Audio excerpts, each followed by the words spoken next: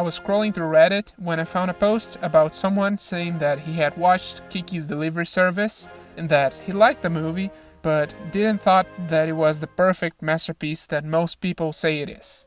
When I watched the movie, I thought the same thing, and that got me thinking, why was that? I thought back to when I first watched this movie. I was just moving out of my parents' house, and a friend of mine recommended it to me due to the plot of the movie. For those who never watched it, Kiki's Delivery Service tells the story of a 13-year-old witch named Kiki that leaves her parents' house as part of a tradition among witches to go live by herself in another city. When I started watching, I was expecting a life-changing transformation with a super relatable story. I spent the whole movie constantly trying to draw parallels between the movie and my life, and when the movie ended, I was disappointed. But before we go on, I'd like to ask you to please subscribe to this channel. Only a small share of the audience that watches my videos are subscribed. That helps me a lot, and you can always unsubscribe later on if you want to. Okay, maybe disappointment isn't the best word. The movie was good, I enjoyed it, but still there was this feeling like something was missing. It was a cute film, but didn't exceed my expectations. Looking back, I can probably realize why was that. As I was watching the movie, I was constantly trying to find meanings and messages in the story, stuff that I could relate to what I was living at the moment.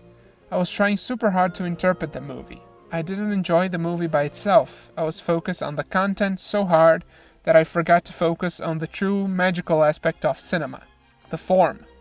In 1966, Susan Sontag, American writer, filmmaker, and philosopher, wrote Against Interpretation, an essay where she discusses the exaggerated use of interpretation as a way to analyze, criticize, or view a movie or any other art form. But what does that mean?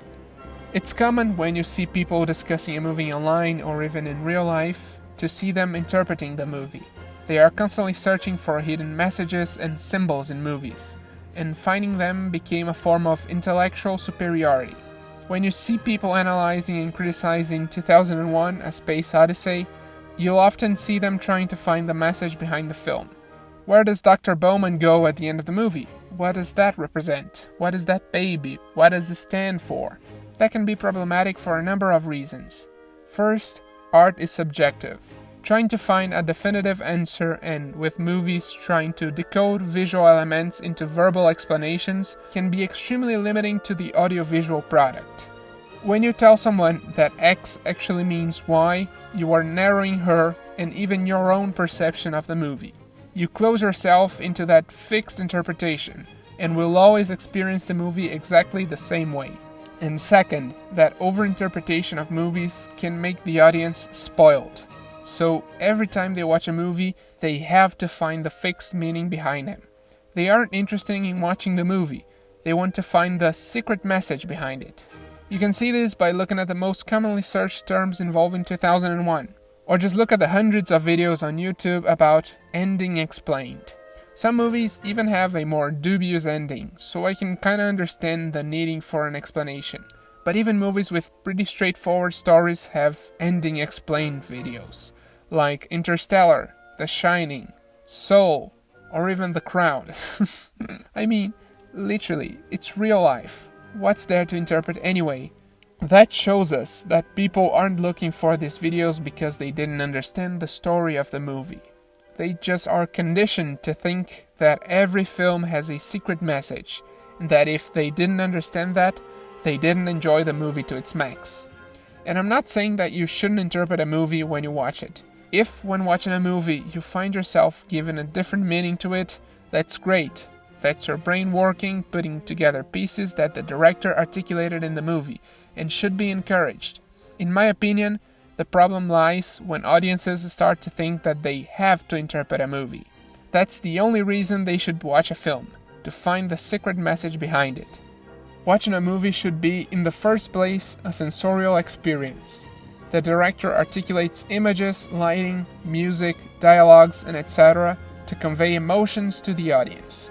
When you watch a movie, you shouldn't primarily look for the codes and symbols hidden in it. Experience the film. Let yourself experience the emotions the director is trying to emulate. And if, by the end of it, you somehow extracted an interpretation of that content, conveyed by the form, that's fine. but don't blame yourself if you don't. In my Suspiria video, I talk about how Dario Argento delivers a great movie through form.